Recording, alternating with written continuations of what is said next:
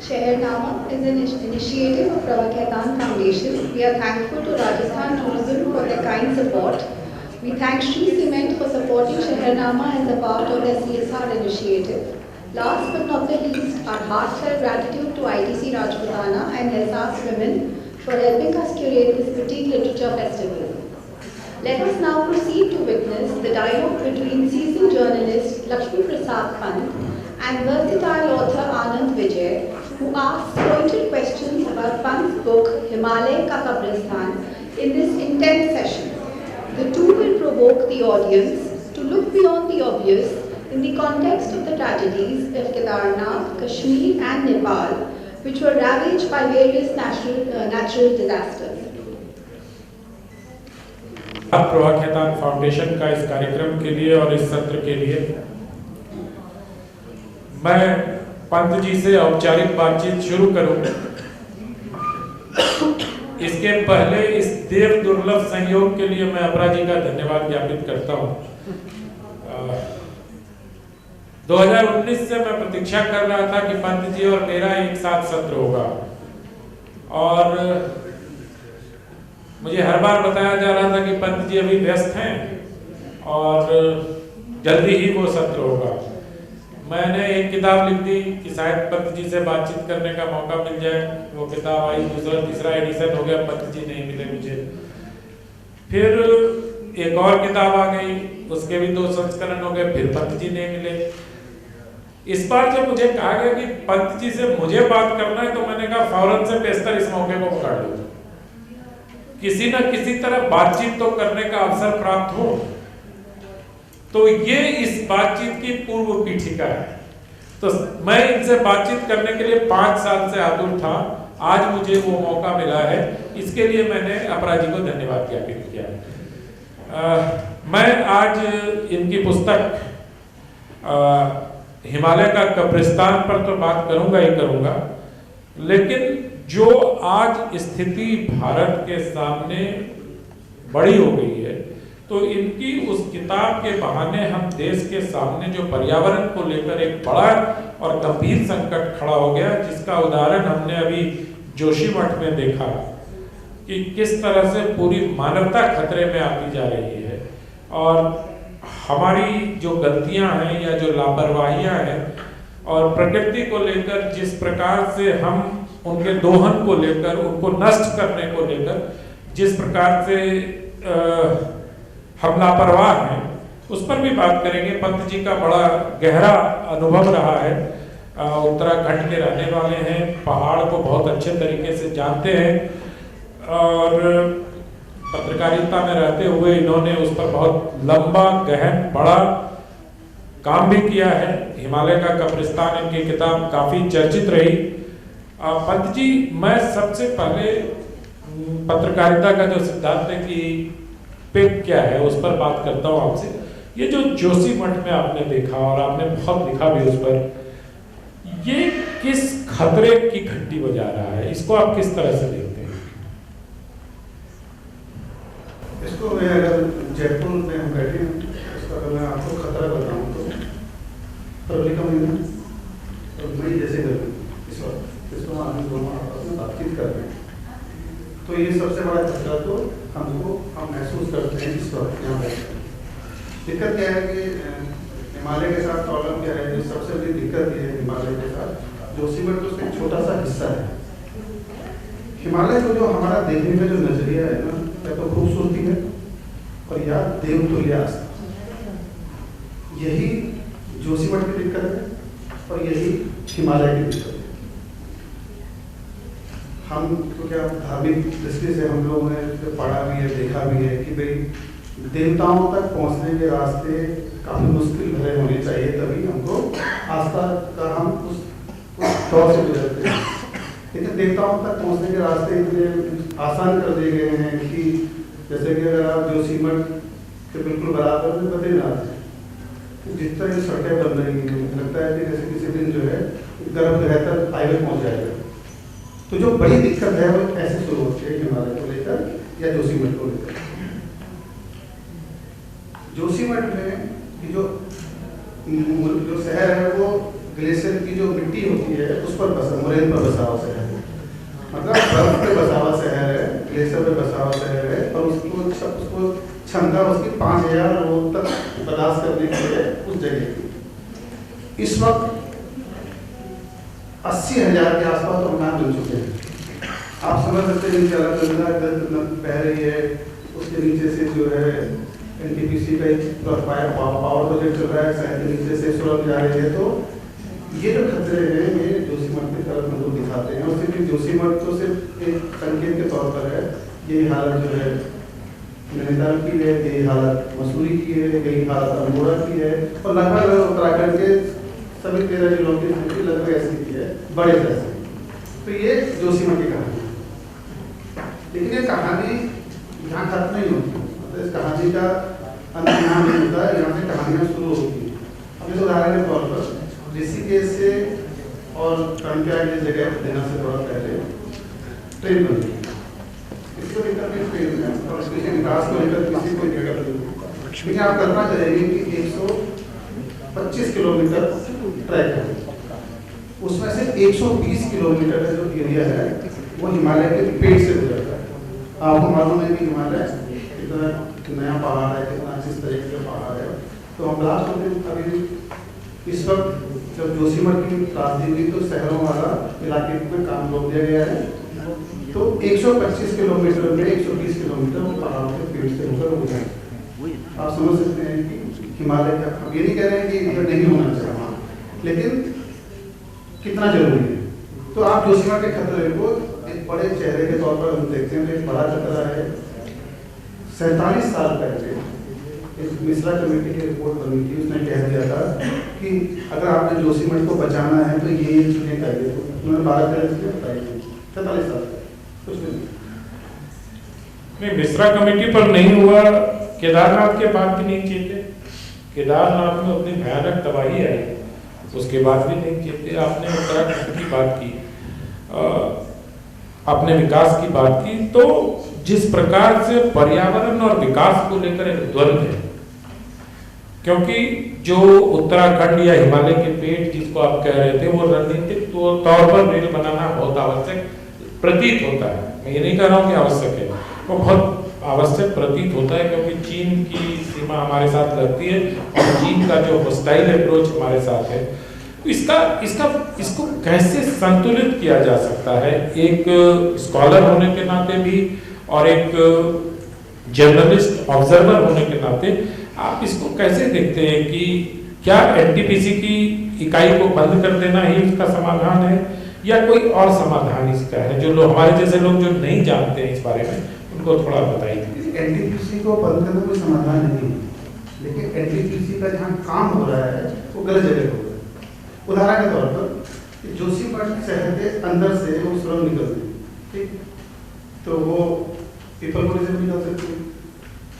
सिर्फ खर्चे को बचाने के लिए, मतलब आप देखिए 2 तरह के सिटी, सामरिक दृष्टि तो चाइना बिल्कुल आप बॉर्डर पे, उसमें किसी को दिक्कत नहीं है, लेकिन तकनीक का इस्तेमाल तो हो सकता है ना। बिल्कुल, जैसे हम जो अभी जो पहाड़ों को जो काटा जा रहा है वो ड्रिल सिस्टम, ब्लास्ट करो और ड्रिलिंग करो, ये सालों में चली जाएगी। इतनी सारी अब स्विस पहाड़ कैसे काटते हैं, वो तो पता ले लें, तो तकनीक का इस्तेमाल होता है। लेकिन दिक्कत ये नहीं है, दिक्कत ये है कि भाई जो उदाहरण के तौर पर कि वहाँ पर होर्डिंग लगे हुए हैं कि इस साल बद्रीनाथ में 27 लाख लोगों ने दर्शन किए, कहीं लगा हुआ है कि 45 लाख लोगों ने केदारनाथ के दर्शन किए, कहीं लगा हुआ है कि गंगोत्री में जो है 18 लाख लोग पहुंचे। ये भाई आपको जिसको जाना है, जिसकी आस्था है, वो जा सकता है, उसको रोपवे की जरूरत नहीं। आप देखेंगे ना कि कहाँ पे रोपवे की जरूरत है। आपको बताइए 8 लेन 6 लेन की जरूरत नहीं है, 2 लेन सामरिक दृष्टि से महत्वपूर्ण है। तो आप जो है 2 लेन भी कर सकते हैं, 3 लेन भी कर सकते हैं, लेकिन आपको 8 लेन कैसे हिमालय से बना सकते हैं, डिपेंड करता है कि आपकी जरूरत है। तो उदाहरण के तौर पर तो इसलिए कह रहा हूँ कि हम तो जिस दिन प्रधानमंत्री जी केदारनाथ जाते हैं उसके दूसरे दिन लाखों लोग पहुँचते हैं। अब ये सिस्टम को ये भी देखना होगा कि यार उसकी क्षमता कितनी है, केदारनाथ में रुकने की क्षमता कितनी है। तो दिक्कत ये है कि जिस तरह से उसको प्रमोट किया जाता है वो एक समस्या है। और दिक्कत ये है कि हम जैसे हम एक सांस्कृतिक थकान के तौर से देख रहे हैं। दिक्कत क्या है कि हमने आविष्कार कर लिए, हमने तकनीक बना दी, हमको ये लगता है कि हमने प्रकृति को जीत लिया है, लेकिन तुर्की और सीरिया हमारे सामने ताजा उदाहरण। जब हमने प्रकृति का पलटवार कर दिया सबसे दूसरा और हमने 2013 में केदारनाथ में देखा है, क्योंकि आपकी सरकार में काम करते हैं, वहीं पे मैं भी काम करता था 2004 में। 2 अगस्त को 2004 में मैंने रिपोर्ट की थी जो हिमालय के कब्रिस्तान पूरी बुक उसी के ऊपर है कि उसके हेडलाइन मुझे आज भी याद है कि केदारनाथ खतरे में बम की तरह फटेगा चौड़ाई ग्लेशियर। इसमें एक स्टडी थी केदारनाथ पे वाडिया स्टोर है देहरादून के अंदर जो ग्लेशियर पे काम करता है, और केदारनाथ के आप लोग केदारनाथ गए हों तो 4 किलोमीटर पीछे चौड़ाई ग्लेशियर तो पीछे केदारनाथ मंदिर के बिल्कुल पीठ के पीछे वो लगातार सक्रिय हो रहा था क्योंकि मौसम बदल रहा था। इससे स्टडी वाडिया स्टोर स्टडी कर रहा था। मैं 11 दिन तक रुका वहाँ पर। मैं वाडिया स्टोर के जो दोबार थे जो ग्लेशियर के उस प्रोजेक्ट के हेड थे, वो हम 9 दिन तक मैं उनके साथ 11 दिन तक मैं वहाँ रुका था। हमने वो काम कर रहे थे, हमने इसमें रिपोर्ट की थी लौट कर। जिस दिन 2 अगस्त को खबर छपी, फ्रंट पेज की लीड स्टोरी थी, पूरे देश भर में छपी, हंगामा करा मुरली मनोहर जोशी तब टेक्नोलॉजी मिनिस्टर थे। मुझे आज भी याद है कि मेरे एडिटर के पास उनका फोन आया था, उन्होंने कहा कि दैनिक जागरण जो है रिमोट पे लगा है, ऐसा कुछ भी नहीं है, वो रिपोर्ट जो है आधी अधूरी रिपोर्ट है, हमने वाडिया स्टोर से बात की है, वो कह रहे हैं कि ऐसी कोई रिपोर्ट हम बना ही नहीं रहे हैं। इस तरह की चीज़ें हुई, मेरे खिलाफ FIR दर्ज हो गई, मुकदमा दर्ज हो गया। फिर मेरा वाडिया स्टोर के ऊपर चिट्ठी लगा दी गई कि मेरा चेहरा लगा दिया गया कि ये इसकी नो एंट्री है इसके अंदर। मुकदमा जैसे होता है इस तरीके से परेशान किया जाता है। 2004 के अक्टूबर महीने में दैनिक जागरण छोड़, फिर मैंने नैनीताल हाई कोर्ट में तक वो मुकदमा मेरा चला। 2000 फाइलें बंद हो गई, जहाँ से सब बंद हो गई। 2004 में वाडिया स्टोर के जो लोग रिपोर्ट कर रहे थे, 2013 में वही सब कुछ घटा जैसे कि उस रिपोर्ट के अंदर था। ऐसे होता ना खबर का असर। अब आप देखेंगे कि वो रिपोर्ट जो दबी हुई रिपोर्ट थी, वाडिया स्टोर के जो डायरेक्टर थे नंदा, उनसे मैंने 2013 में उनको फोन किया। वाडिया स्टोर के जो हेड थे तो वो हेड हो गए थे 2 बार, उनको भी मैंने बोला कि भाई कल आप सोच सकते हैं कि अगर 2004 में अगर उस रिपोर्ट पे काम हो जाता 10,000 लोगों की मौत हुई है, जो सरकारी रिकॉर्ड है। आज भी जब हम आपसे बात कर रहे हैं 3 दिन पहले वहाँ से लाशें निकल रही है केदारनाथ का। तो 2004 में उस रिपोर्ट पर काम हो जाता, 2013 में 10,000 लोगों आधिकारिक रिपोर्ट बता रहा हूँ 10,000 लोगों। तो ये तो दिक्कत है हिमालय के साथ। मैंने आपसे से कहा कि हम सांस्कृतिक थकान के दौर से प्रॉब्लम क्या है सिस्टम के अंदर हिमालय की दिक्कत ये है, तो हम लोगों की सबकी दिक्कत ये है कि हमको पहाड़ चाहिए, परिंदे भी चाहिए, पेड़ भी चाहिए, लेकिन अपनी सुविधा अनुसार चाहिए। आप उसको इस तरीके से देख सकते हैं कि भाई हमको मछलियाँ जो हैं वो तालाब में पसंद नहीं है, हमको तो जाल में पसंद है जो आपके ट्राइंगल में रहता है और उसकी शीशे पे टकरा के वो दम तोड़ती रहती है। हमको जंगलों में पेड़ पसंद नहीं है, हमको बोनसाई चाहिए। मेरी दादी या मेरे आप भी अपनी नानी के यहाँ जाते होंगे, पीपल का पेड़ होता था, नानी कहती थी आप मिलता था ना यहाँ भूत रहता है, ऐसा हमको डराया जाता कि वो डराते नहीं थे, वो उसको रिस्पेक्ट करते थे, छेड़छाड़ न करें। आज हमें बोनसाई बनाना उसको अपने टाइम में लगता है, उस पीपल जो महावृक्ष होते हैं पीपल को, तो दिक्कत है। एक लक्ष्मीपंत 9 साल पहले खतरे को भाप लेते हैं, उसको उजागर भी कर देते हैं।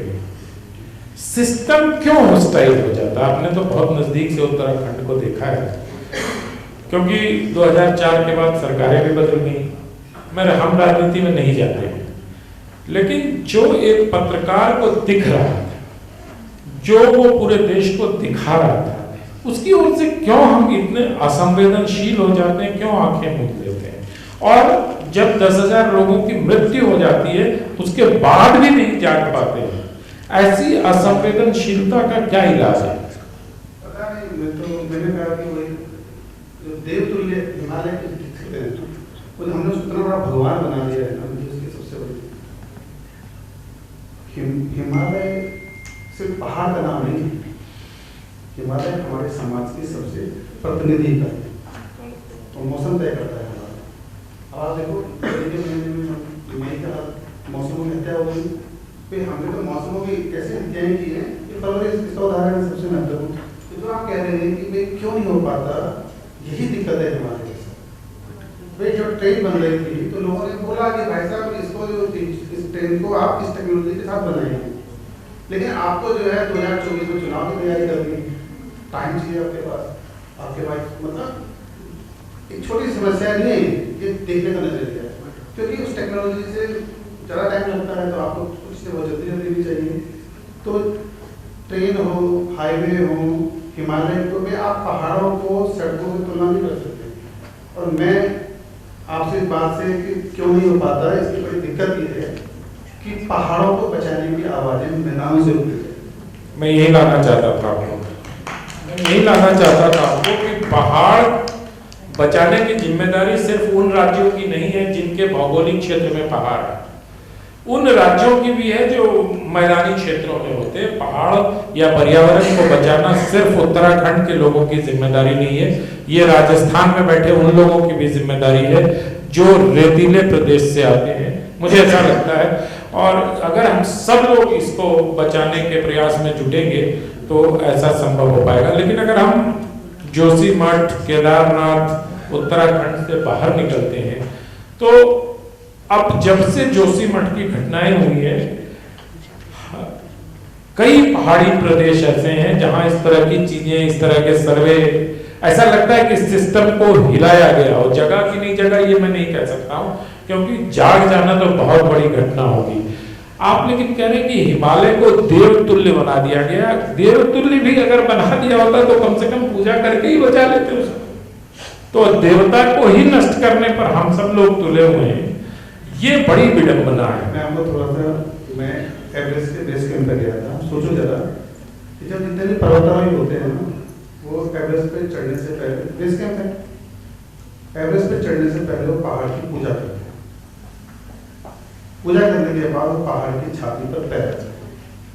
ये देवता आस्था के मायने भी ऐसे हैं।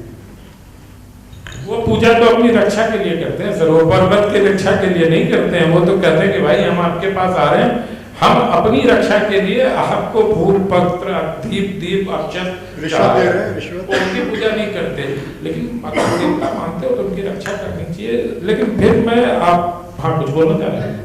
मैं यही कह रहा हूँ कि ये जो आप कह रहे हैं कि मैदान वालों की जिम्मेदारी है पहाड़ को बचाना, इसको थोड़ा और एलेबोरेट करिए, एक स्टेटमेंट होकर नहीं रह जाए। आप हम लोगों के साथ अपने अनुभव भी साझा करिए और बताइए कि कैसे मैदान के लोग पहाड़ के प्रति अपनी जिम्मेदारी को समझें। वैसे मैं आपको एक सच्ची घटना बताता हूँ जिसको कि शायद आपको पता होगा कि हिमालय में चल क्या रहा है।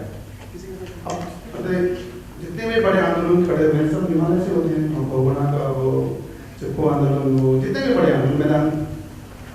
लेकिन आपको कल्पना नहीं कर सकते कि 1962 की कहानी मैं आपको बताना चाहता हूँ कि जिसको पता है कि जो मैदानों की आवाज़ें जो होनी चाहिए, यहाँ के जर्नलिस्ट हैं, यहाँ के बड़े लोग हैं, पॉलिटिशियन है, विधानसभा है, विधायक है, संसद है।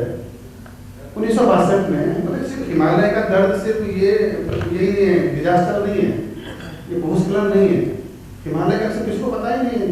1962 में जब भारत चीन से हार गया था युद्ध को, तो उस दौरान चीन जो है न्यूक्लियर विस्फोट कर रहा था अपने इलाके में, तिब्बत वाले इलाकों में, किसी को नहीं पता है। अमेरिका और भारत ने एक समझौता किया है कि हम दोनों मिलकर चीन पर नजर रखें। यह तय किया गया कि जो दूसरा ऊंचा पहाड़ है नंदा देवी, वहां पर एक डिवाइस लगाया जाएगा जो तिब्बत के पठारों पर नजर रखेगा। ठीक, आईबी और ये अमेरिकी खुफिया एजेंसी का एक संयुक्त सम्मेलन को था, ऑपरेशन। MS कोहली तो बहुत बड़ी पर्वतारोही हैं, वो इसके हेड। उनकी किताब आप देखिएगा, स्पाइंग द हिमालय, तो पूरी हिस्ट्री बता रहे हैं। वो डिवाइस 50 किलो का डिवाइस था, ठीक है, क्योंकि उतनी पहाड़ी पर लाइट तो होती नहीं, तो उन्होंने कहा कि न्यूक्लियर डिवाइस का इस्तेमाल करेंगे हम, ताकि वो बिजली भी मिलती रहे जनरेटर से और उस पर चाइना पर नजर रखी जा सके। तो वो ऑपरेशन 63 में चालू हुआ, 63 में ऑपरेशन चालू हुआ। और जब वो टीम नंदा देवी पर्वत में जा रही थी तो बर्फीला तूफान आ गया।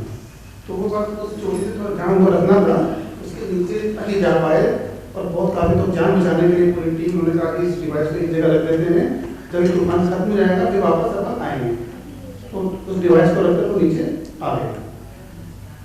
3 दिन बाद 4 दिन बाद तूफान खत्म हुआ, जब उस जगह पर गए तो वो उस डिवाइस वहाँ से गायब। न्यूक्लियर डिवाइस था, हड़कंप मच गया, सिस्टम में तो बेचैनी पैदा हो गई, छुपा दिया गया। CIA और वो उन्होंने 3 महीने तक वो ऑपरेशन चलाया और मुझे नहीं मिला तो फिर बर्फबारी हुई बहुत ज़्यादा तो वापस लौट आए। फिर वो ऑपरेशन 64 में चला, 65 में चला, 78 तक वो ऑपरेशन लगातार चलते रहे, लेकिन वो डिवाइस न्यूक्लियर डिवाइस नहीं मिला। कहीं रिपोर्ट क्यों आज तक उस तरीके से? मालूम है आज तक वो न्यूक्लियर डिवाइस हिमालय में कहीं दबा हुआ है, आप कल्पना कर सकते हो, रिसेगा नहीं रिसेगा, गंगा निकलती है, यमुना निकलती है, कितनी नदियाँ निकलती हैं, कितना रिएक्शन हो सकता है किसी को नहीं पता, लेकिन कहीं रिपोर्ट नहीं आ सकता। सरकारी दस्तावेजों में है, नहीं तो किसी दिल्ली के किसी विधायक ने, किसी बड़े सांसद ने आज तक सदन में ना लोकसभा में मामला उठाया है ना राज्यसभा में मामला उठाया है। तो दिक्कत ये है कि भाई हिमालय को देखने का नजरिया ये है कि आवाज़ें कैसे उठती हैं, किसने अचानक से लगेगा कि भाई न्यूक्लियर रिएक्शन होने लगा, इवेंट की तरह से लोग पहुँचेंगे। दिक्कत है जो मैं कहना चाहता कि मैदानों से आवाज़ें उठनी चाहिए, उसकी ये एक वजह है, पता नहीं कितनी सारी चीज़ें आप कल्पना कभी आपने देखा है किसी ने बोला है आज तक किसी ने कि यार केदारनाथ में इतना भव्य बनाने की क्या जरूरत है, रोपवे की क्या जरूरत है? हेलीकॉप्टर मतलब मेरे ख्याल से कम 100 से ज़्यादा हेलीकॉप्टर हो जाते हैं केदारनाथ।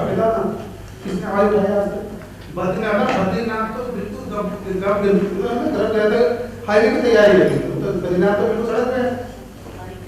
तो दिक्कत ये है कि भाई वहाँ के लोगों के लिए तो आप कहते हैं कि वो आवाज़ें उनकी तो रोजी रोटी का साधन है, वो उस रूप में उस तरीके से नहीं उठा पाते, तभी लोग उठाते हैं, कभी मैदान से आवाज़ नहीं उठती।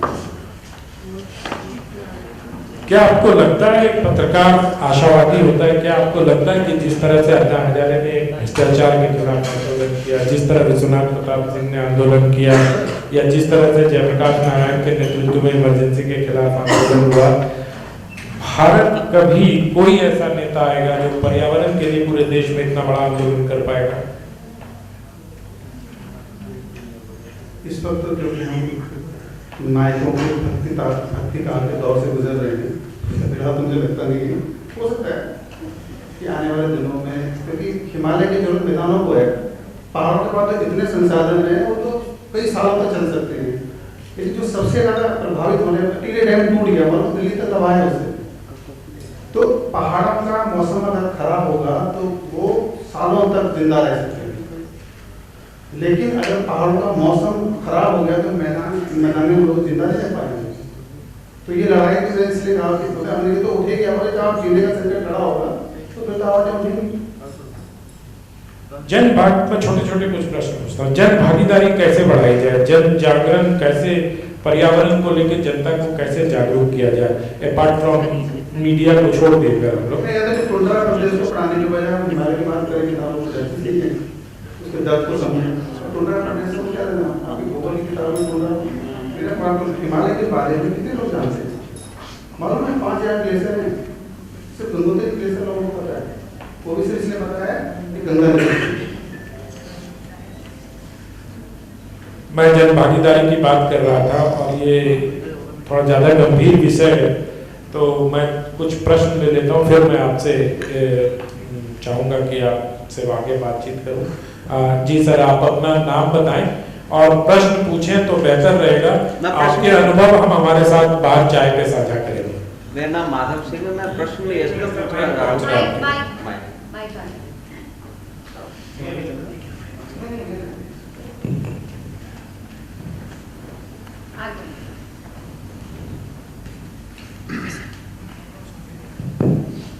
जी माधव जी, प्रश्न पूछा जा रहा है कि टेक्नोलॉजिकल डेवलपमेंट और जो प्रकृति के साथ का जो बैलेंस है, बात मुख्यतः तो उसमें हो रही है। तो जो कि टेक्नोलॉजिकल जो प्रोजेक्ट है, जो इस तरह के प्रोजेक्ट हैं जिसके अंदर लोग उठा रहे हैं, उसमें वास्तविक स्थिति यह है कि टेक्नोलॉजिस्ट के पास में वो ट्रेनिंग ही नहीं। मैं सिर्फ पर्सपेक्टिव बता सकता हूँ, अर्थ तो आप निकाल सकते हैं कि सिविल इंजीनियरिंग में ये सब्जेक्ट ही नहीं है कि जो एंशिएंट जो हिस्टोरिकल जो इंजीनियरिंग प्रोजेक्ट्स हैं, बावड़ी हैं, उनकी पढ़ाई ही नहीं होती है। तो इतनी बड़ी कमजोरी है इस मुख्य कारण है। ये मेरा एक छोटा सा निवेदन। प्रश्न भी है कोई सर? तो ये मतलब मैं तो ये मेरा ये प्रश्न है कि इसमें कैसे इसमें इन्वॉल्व। अच्छा, आपका ऑब्जर्वेशन। जी जी नमस्कार जी, मैं उपेंद्र कालीचंद, मैं भी जर्नलिस्ट हूँ। आपकी बात सुन के ये लगा कि जब आपने डिवाइस की बात कही, ये बहुत इतना गंभीर प्रश्न आपने बताया। तो क्या हम सूचना के अधिकार के माध्यम से या अन्य चीजों के माध्यम से सरकार से इसके बारे में कुछ पूछ नहीं सकते? आप जैसे इतना बड़ा जर्नलिस्ट यदि सूचना के अधिकार का प्रयोग नहीं करते, इस बात को यदि गोपनीय रखिएगा, ये देश के साथ में नुकसानदायक बात है। आनंद दिल्ली में रहते हैं, आपकी मदद कर सकते हैं क्योंकि आवाज़ें दिल्ली से उठनी चाहिए मुझे लगता है। मैं आपको उदाहरण के तौर पर बताना चाहता हूँ कि 2013 में ऐसा नहीं था कि लोग को पता नहीं। 15 और 16 जून को बहुत तेज बारिश हुई और इतनी बारिश हुई जो साल भर में होती है, वो 2 दिनों में होती है। लेकिन मौसम विभाग ने 10 तारीख से अलर्ट भेजना शुरू कर दिया था कि यार आप रुक जाइए, गौरीकुंड में रुक जाइए, रुद्रप्रयाग में रुक जाइए, आप यात्रा को आगे मत बढ़ाइए। लेकिन सरकार को ये लगता है कि यार भरोसा होता नहीं पहले तो कि भाई इससे उनका जो धार्मिक पर्यटन है वो प्रभावित होगा, इमेज खराब होगी सरकारों की। आप कल्पना कर सकते हो, अलर्ट लगातार जा रहे थे, तब भी नहीं हुआ। आपको मैं बताऊं कि 15-16 जून को तबाह हो गया पूरा, जो चौड़ापाड़ी ग्लेशियर फट गया पूरा का पूरा, और आप सोच सकते हो कि कितना पानी गिरा होगा। मतलब सिर्फ मंदिर बच गया क्योंकि पत्थर पीछे आते। कितनी दवाई आप लोगों ने। जून 22 जून को मैं केदारनाथ कैसे गए हम लोग, और लोग मेरे साथ में थे, हम कैसे गए। उन्होंने आपको जहाँ पर गर्भगृह होता है केदारनाथ का, जान बचाने के लिए लोग मंदिरों में घुसते हुए, पूरा मंदिर घासों में पड़ा हुआ था। आप कल्पना लोगों की मतलब बच्चे, छोटे छोटे बच्चे, मतलब आप सोच सकते हैं कि 5 साल का बच्चा, घड़ी चल रही थी, सांसें थम गई, बड़ी चीजें हैं। अब आप उस एक वो दृश्य ये है कि लाशें हैं, लेकिन जब उस लाशों को पहचानने की कोशिश करते हैं तो लगता है कि यार केदारनाथ लोग टूरिज्म के हिसाब से, धर्म की दृष्टि से नहीं, घूमने की दृष्टि से है। तो चीजें जब ऐसी बिगड़ती हैं तो न टेक्नोलॉजी काम आती है, तो ना आविष्कार काम। और मुझे लगता है कि पंत जी प्रकृति अपना हिसाब किताब कर लेती है, वो सक्षम है। आप उसको तंग करेंगे, वो एक स्तर तक वो आपको बर्दाश्त करती है, और उसके बाद केदारनाथ के मंदिरों के आसपास के जितने अतिक्रमण थे वो एकदम साफ हो गए। जितना इंक्रोचमेंट किया था लोगों ने, जितने अवैध निर्माण थे, प्रकृति ने सबको बराबर कर दिया। तो प्रकृति से पंगा न लिया जाए, उनको अच्छे से हम अपनी जिम्मेदारियों का निर्वहन करें। जी मैम, स्मिता जी को।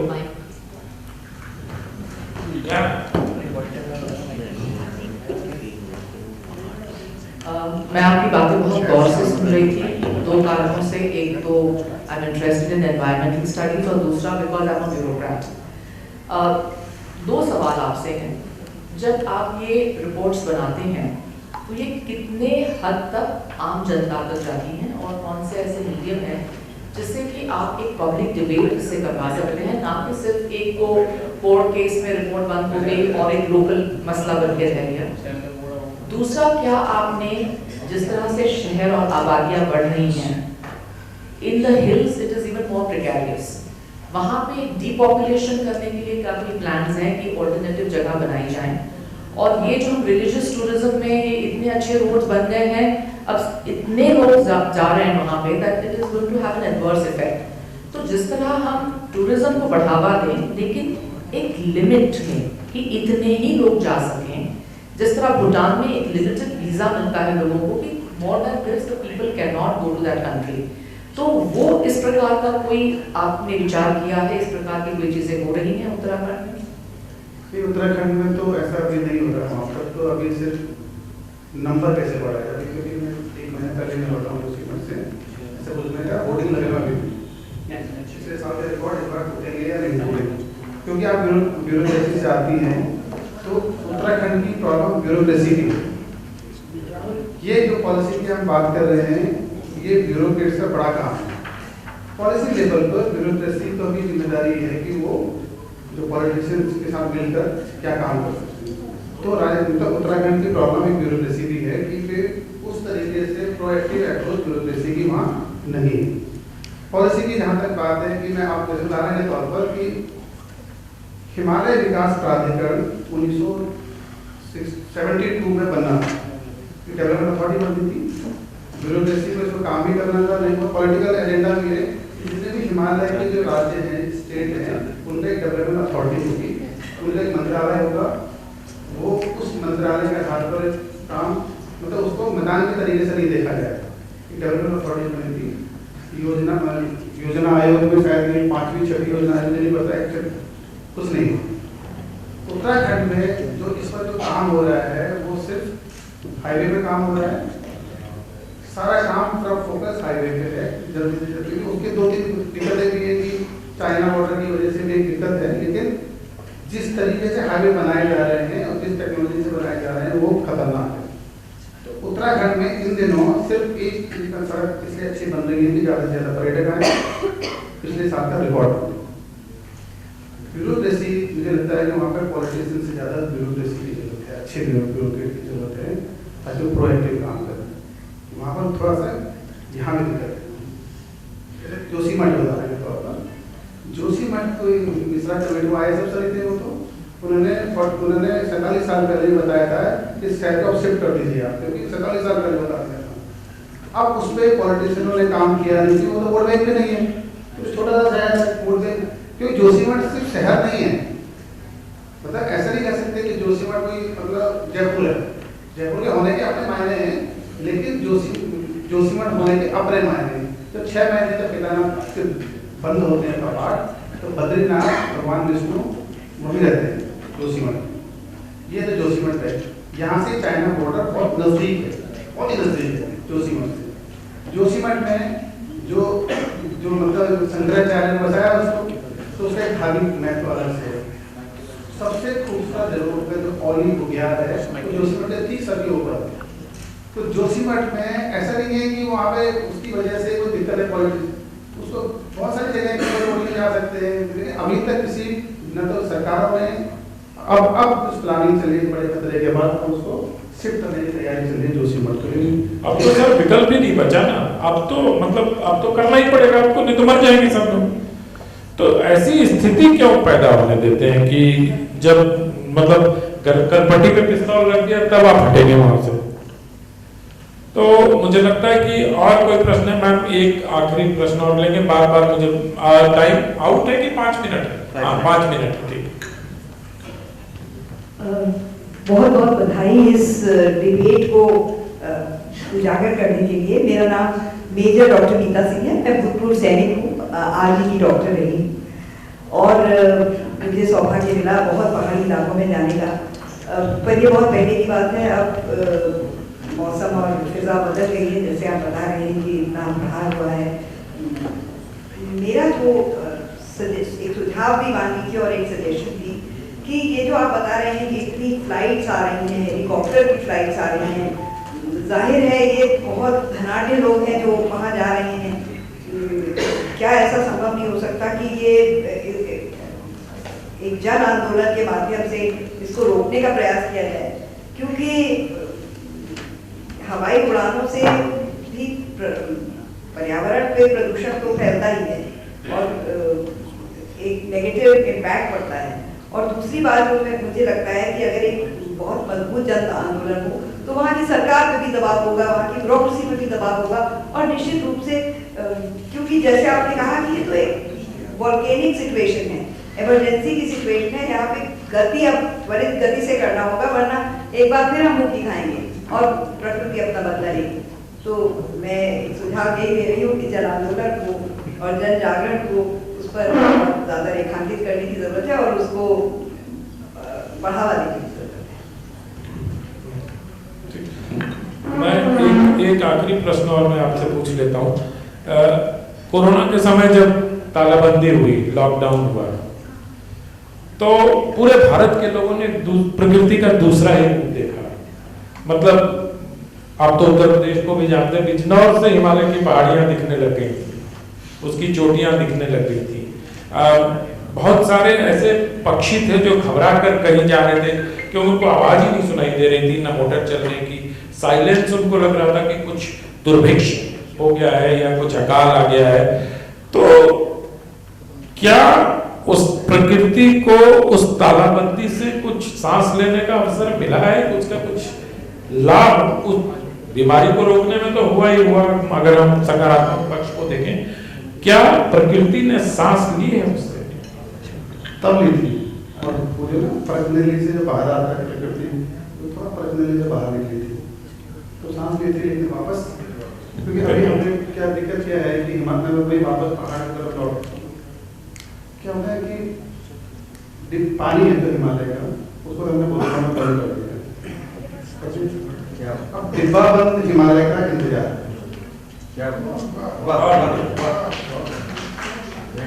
बहुत बहुत धन्यवाद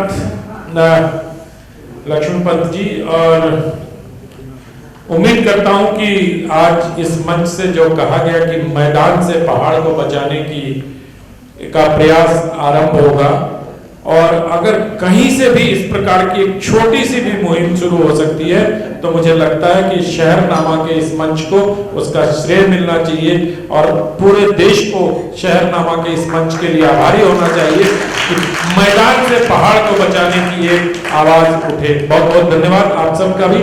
पंत जी, आपने समय निकाला, प्रभा खेतान फाउंडेशन और एहसास वुमेन की तरफ से मैं आपका आभार प्रकट करता हूँ। गंभीर परिचर्चा, जो इतनी गंभीर विषय, जिसने बहुत सारे प्रश्न छोड़े और हमें सोचने पर मजबूर किया है, बहुत सुंदर था आज का। सुंदर इसलिए बोला क्योंकि बहुत सारी चीजें दिमाग में आई जो नहीं समझाते थे। Thank you so much for that. हम बुलाना चाहेंगे अपरा कुचल जी को, जो आकर के हमारे दोनों विद्वान अनंत विजय जी और पंत जी को सम्मानित करें।